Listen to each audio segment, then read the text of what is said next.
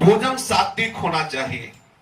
जो उपासक सदैव जप परायण रहना चाहता है उसे चाहिए कि अधिक चावल ना खाए, क्योंकि चावल बादी और गैस बनाने वाला होता है और आलस्य प्रमाद बढ़ता है। और मूंग की दाल, पतली रोटी या भिक्षा की रोटी या कोई सब्जी एक वक्त या 2 वक्त थोड़ा थोड़ा करके पाले। रात में दूध उतना ही गर्म पिए जितना सहज में पिया जा। अधिक चाय जैसा गर्म पिएंगे तो ब्रह्मचर्य नाश का कारण बन जाएगा। मीठा और नमक अगर छोड़ दो तो बहुत अच्छा है, नहीं तो बहुत कम से कम पाओ। अगर आपको अजपा जाप निरंतर भजन करना है, चावल, खट्टा दही, खटाई, बहुत मात्रा में तेल, लाल मिर्च, मसाला, मूंगफली, गोभी, प्याज, लहसुन बिल्कुल नहीं पाना चाहिए। ये इसलिए वर्णन कर रहे हैं कि अगर आप मूंगफली पाओगे तो इसका परिणाम देखा गया है, ये कब्ज बनाती है, बहुत गर्म होती है, उपासक को बर्दाश्त नहीं हो पाएगा, उसके ब्रह्मचर्य को बर्दाश्त नहीं होगा। गोभी भी गैस्ट्रिक होती है। ये जितने पदार्थ लिखे हैं भजन में हानि करने वाले हैं। मांस आदि तो सर्वथा त्याज्य है, और प्याज लहसुन के लिए महापुरुषों से और शास्त्रों में लिखा पाया गया है कि जो प्याज लहसुन पाता है उसे अंत में प्रेत की योनि प्राप्त होती है। इसीलिए हमारे यहाँ खान पान में बहुत सावधानी का बर्ताव किया गया है। प्याज लहसुन आदि किसी भी तरह से हमारे उदर में नहीं जाना चाहिए। यदि आप भजन करना चाहते हैं तो भोजन के संबंध पर पहले विचार कर लीजिए, क्योंकि भोजन के रस से ही शरीर, प्राण और मन का निर्माण होता है। जो अशुद्ध भोजन करते हैं उनका शरीर अशुद्ध हो जाता है, उनके प्राण क्षोभयुक्त हो जाते हैं, चित्त में सदैव ग्लानि बनी रहती है। जिसमें ग्लानि होती है चित्त में, जो शरीर बोझा सा लग रहा है, प्रमाद छाया हुआ है, वो कैसे मंत्राकार वृत्ति कर सकता है। शुद्ध अन्न का भोजन करो। चित्त के मल का, विक्षेप का निवारण केवल भोजन से ही हो जाएगा। आप केवल सात्विक, कम और शुद्ध भोजन करें। अगर सतोगुणी भोजन है, भूख से थोड़ा ज्यादा कर लिया जाए तो रजोगुण आ जाएगा। वही सतोगुणी भोजन यदि और ज्यादा कर लिया जाए तो तमोगुण बढ़ जाएगा। है सतोगुणी, लेकिन भूख से आप अधिक पाले तो रजोगुण, और अधिक पाले तो तमोगुण बढ़ जाएगा। सतोगुण भोजन भी तमोगुण बढ़ा देगा। अन्न का सबसे बड़ा दोष है अधर्म के द्वारा कमाया हुआ अन्न। अन्याय से, बेईमानी से, चोरी से, डकैती से, छल से जो धन कमाया जाता है, यदि वो अन्न कहीं साधक के शरीर में चला जाए तो मंत्र को बिल्कुल नहीं चलने देगा, रोक देगा। ये महापुरुषों के वचन है। जो हम गुरु मंत्र जपा जाप करना चाहते हैं, सतत जाप करना चाहते हैं, रोक देगा वो अन्न। आपको भजन में रुचि नहीं होगी। अन्न दोष महादोष है। चित्त शुद्ध का निर्माण करने के लिए हमें अन्न पर बहुत ध्यान देना चाहिए। जो लोग अन्य साधन तो संभालते रहते हैं लेकिन अन्न पर ध्यान नहीं करते, उनका साधन नहीं बनता है। अब हमें पता नहीं सामने वाला भंडारा गौ हत्या करके करवा रहा है कि किसी के मरने वाला करवा रहा है कि या किसी का संकल्पित करवा रहा है। वो दवाया 5 लाख दे दिए, संतों को पवाओ, संतों की बुद्धि क्या होगी, किस तरह का अन्न धन है, ये थोड़ा देखना चाहिए। अगर हमें पता ना हो कि किस उद्देश्य से भंडारा कराया जा रहा है, कौन करवा रहा है, तब तक नहीं पाना चाहिए। क्योंकि अगर वो वैष्णव नहीं है, वो किसी गलत आचरण से करके पवा रहा है, तो हमारी बुद्धि निश्चित गलत आचरण में हो जाएगी, निश्चित। ठाकुर जी के महल में जो भोग लगता है वो वही पचा सकता है जो रात दिन वहां सेवा करता है। नहीं तो थोड़ा किनका प्रसाद लेकर के विरक्त हो तो माधुकरी वृत्ति से जो भी प्राप्त हो ठाकुर को अर्पित करके पाओ। क्योंकि मधुकरी महाप्रसाद है, परम शुद्ध अन्न है, उसमें किसी का अधिकार नहीं। जब दरवाजे पे जाके राधेश्याम बोलते हैं, जो टुकड़ा मिलता परम पवित्र, और गृहस्थ अपने द्वारा कमाए हुए, सतधर्म के द्वारा कमाए हुए धन से अपना उदर पोषण करे। अगर ऐसा करेगा तो मंत्र सहज में स्फुरित होगा। अन्न दोष होने से भजन में मन नहीं लगता, किया हुआ भजन का जो अनुभव वो भी छूटने लगता है। तमोगुण की वृद्धि हो जाती है।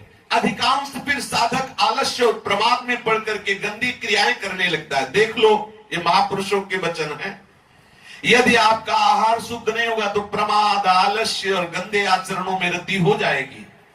उसके चित्त का मल दूर होना तो दूर रहा, और मल अपनी कमाई का अन्न, दूसरे का चित्त जिसमें ना दुखा हो, बेईमानी ना की गई हो, ऐसे अन्न से अपना चित्त शुद्ध करे गृहस्थ और सतत भजन करे। और विरक्त सदैव माधुकरी वृत्ति से अपना उदर पोषण करे। वैष्णव जनों से, ब्रजवासियों से अन्न लेकर के, आवश्यकता की सामग्री लेकर अपनी साधना में मगन रहे। भोजन में सबसे पहले बात देखनी है कि ये भोजन पवित्र है कि नहीं, किस उद्देश्य से दिया गया, तभी उपासक ले। माधुकरी में इसका कोई विधान नहीं। पूर्वज जो हमारे गुरुजन हुए हैं, माधुकरी वृत्ति में अगर कोई 4 रोटी और ढेर सारी सब्जी दाल और ये सब दे तो नहीं लेते थे, या तो आधी रोटी। हमारे गुरुदेव भगवान ने बताया कि वैसे उत्तम है 4 रोटी का 1 टुकड़ा, अगर ऐसा नहीं तो आधी रोटी, अगर ऐसा भी ना हो तो 1 रोटी। अगर 2 रोटी ले ली तो इसके बाद फिर माधुकरी वृत्ति ही नहीं मानी जाएगी। आप बैठ के पा लिया, फिर क्या, फिर 4 रोटी एक ही जगह से सब बंधवा लिया, ये नहीं।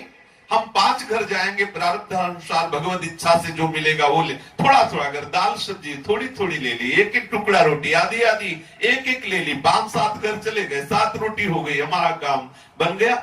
जो मनाया शुद्ध, एक बार आज पाया, अगर बच गई तो कल पाया। माधुकरी में बासी अन्न नहीं माना जाता, माधुकरी को बासी नहीं कहते। महापुरुषों ने तो 10-10 दिन, 20-20 दिन की रोटी मांग के लाके उसे टांग दी, उससे पाते रहे हैं।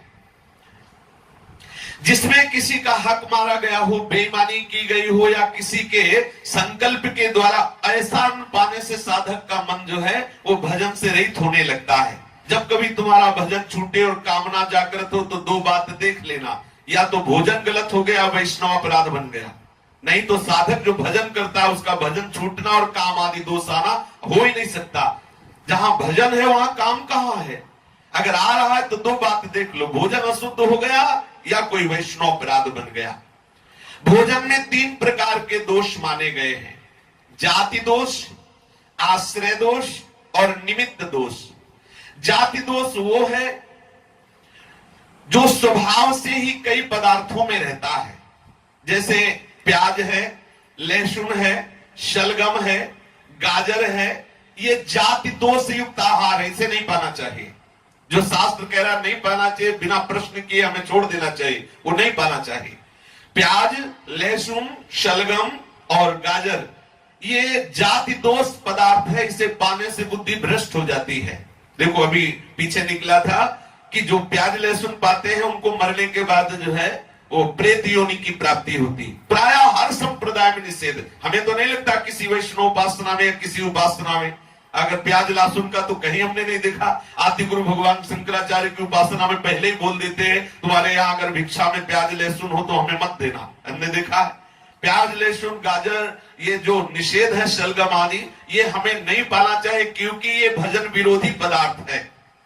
स्थान के कारण बहुत सी वस्तुएं अपवित्र हो जाती है। जैसे दूध है, शराबी के घर का हो तो नहीं पीना चाहिए। अब यहां तो मिलेगा ही नहीं क्योंकि सबके घर में शराब चलती है। जहां शराब की रसोई से वो दूध अगर ले गाय का भी तो अपवित्र हो जाता है, ये स्थान दोष से दूषित हो गया।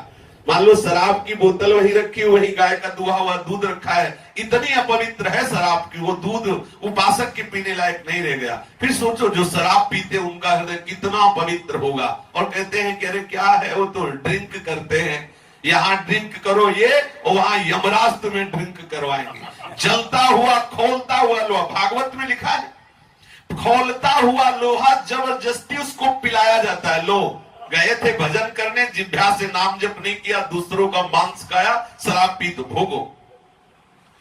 अपवित्र हो जाता है वस्तु स्थान से। जैसे जिस रसोई में कभी मांस बना हो तो वहां का भोजन नहीं लेना चाहिए क्योंकि वो रसोई भ्रष्ट हो गई, वो रसोई हमारे भोजन के योग्य नहीं है। बहुत समय धीरे धीरे गलत आता जा रहा है। कहां मधुकरी मांगे? जो शराब ना पीता हो, जो मांस न खाता हो, जो ऐसे आचरण ना करता हो, उसके यहाँ अन्न लेने से हृदय बड़ा पवित्र होता है। अब प्रायः धीरे धीरे ये सब दोष आगे बढ़ते जा रहे हैं।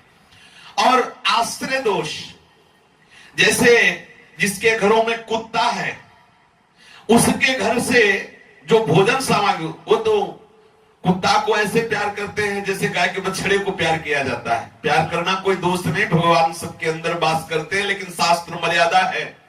यदि रसोई में भोजन बन रहा और वहां कुत्ता चला गया तो भोजन ठाकुर के भोग योग्य नहीं रह गया, वो ठाकुर का भोग नहीं लगेगा, वो भिक्षा देने योग्य नहीं रह गया उपासकों को। अब यहाँ तो वही खंबे में लघुशंका कर रहा है, वही बगल में रसोई है, वही चाट रहा, कैसी है पवित्र। यही है कलयुग भगवान का। घर घर पे कुत्ता को द्वारपाल बताया गया है, दरवाजे के बाहर उसे भोजन दे दो, दरवाजे के बाहर उसकी व्यवस्था कर दो। जरूरी थोड़ी ठाकुर सेवा की जगह रसोई में और घर में सब जगह लेते उसे घूमो। एक मर्यादा है, शास्त्र मर्यादा है, पर वो भगवान कलयुग का प्रभाव है कि जो दरवाजे के बाहर वो दरवाजे के अंदर, जो दरवाजे के अंदर उनको दरवाजे के बाहर कर दिया गया। ये कलयुग का प्रभाव है। साधक को इन तीन दोषों का विचार करके ही भोजन करना चाहिए। अगर बहुत उसके घर में कुत्ते आदि ऐसा शराब पीना, मांस खाना आदि है तो भले कोई हो, हमें उसके घर भिक्षा नहीं लेनी चाहिए, जानकारी कर लेनी चाहिए, फिर माधुकरी लेनी चाहिए। गौ का दूध और गाय का घी, सफेद तिल, मूंग की दाल, कंद, केला, आम, नारियल, आंवला और धान, जौ, जीरा, नारंगी, ये हविष्यान्न माने गए हैं। अगर इस अन्न का बना हुआ भोजन हो, इतने अन्न का, उनमें से आप लेकर पाए तो कुछ ही दिनों में अभ्यास करने पर आपका आजोबाज आप चलने लगेगा। भोजन का बहुत बड़ा प्रभाव है। 2 दिन आप पवित्र अन्न बनाकर ठाकुर को भोग लगा के पाए, 4 दिन समोसा की चटनी पाके देखे कैसा लगता है, खुद आपको अनुभव में आएगा। जब आपका अंतःकरण पवित्र तो आपको लगता है अरे कुछ नहीं होता। आप क्या जानो होता है नहीं, जिस पद्धति से कहे वैसे रहो, फिर पाके बताओ, तब आपको पता चलेगा कैसा प्रभाव है दूषित अन्न का। कभी भी बिना औषधि के शहद का प्रयोग उपासक ना करें। शहद का प्रयोग केवल आयुर्वेदिक औषधि के लिए है। आप औषधि ले रहे हो तो शहद अनुपात से ले सकते हो, क्योंकि शहद मक्खियों का संग्रह किया हुआ आहार उनसे छीना जाता है। अगर आप केवल स्वाद दृष्टि से लेते हैं तो आपकी बुद्धि भ्रष्ट हो जाएगी, भजन में मन नहीं लगेगा। शहद औषधि के लिए केवल स्वीकार करने की बात कही गई है। और ये जो नमक है बहुत मात्रा में साधक ना ले। पान बिना भगवद अर्पित किए हुए अगर पान है तो उपासक को नहीं पाना चाहिए।